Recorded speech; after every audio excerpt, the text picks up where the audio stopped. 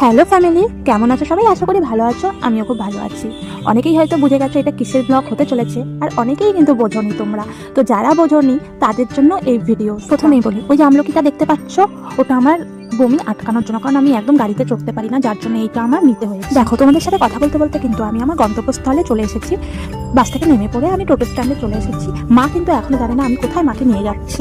আমি জানি একমাত্র আমি মাকে নিয়ে যাচ্ছি, মা আমার উপর বিশ্বাস করে যাচ্ছে। জানো তো, যারা যারা পরবর্তী যাবে এই টোটো স্ট্যান্ড থেকে তো একদমই টোটো ধরবে না, ভীষণ বেশি টাকা নিয়ে নিয়েছে। আমাদের থেকেও সেম একই, অনেকটা ঠকিয়ে দিয়েছে। যাই হোক, এই ভেবে তো আর লাভ নেই, চলে গেলাম। স্ট্যান্ড থেকে কিন্তু ভাড়া মাত্র 5 জন 30 টাকা। তোমরা কিন্তু ভুলেও 150 টাকা বা 100 টাকা বা 80 টাকা ভাড়া দিয়ে যাবে না। যাই হোক, চলে আসলাম মার স্থানে। অনেকক্ষণ এসে দাঁড়িয়েছিলাম, তারপরে মা আসলো, এসে দেখো দেখা শুরু করে দিল। আর আমরা সামনে কিন্তু অনেক ফুল মিষ্টি নিয়ে বসেছে, মানে প্রচুর। ওখান থেকে কিন্তু আমরা একটা ডালা নিয়ে নিয়েছিলাম মাকে পুজো দেওয়ার জন্য। তারপরে মাকে তো পুজো দিয়ে দিলাম।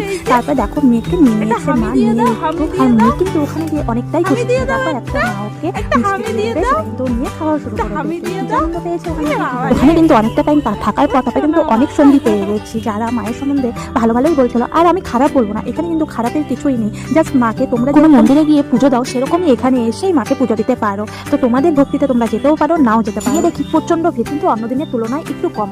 জানো তো, ওখানে কিন্তু ভিডিও বা ফটো তুলতে নিষেধ করেছিল, তাও আমি কিছু কিছু ক্লিপ তুলে নিয়েছি। সবাই বলো জয় কৃষ্ণকালী মায়ের জয়, জয় সোনা মায়ের জয়। এই দেখো মা, এরকম ভিডিও দেখতে আমার চ্যানেলটা সাবস্ক্রাইব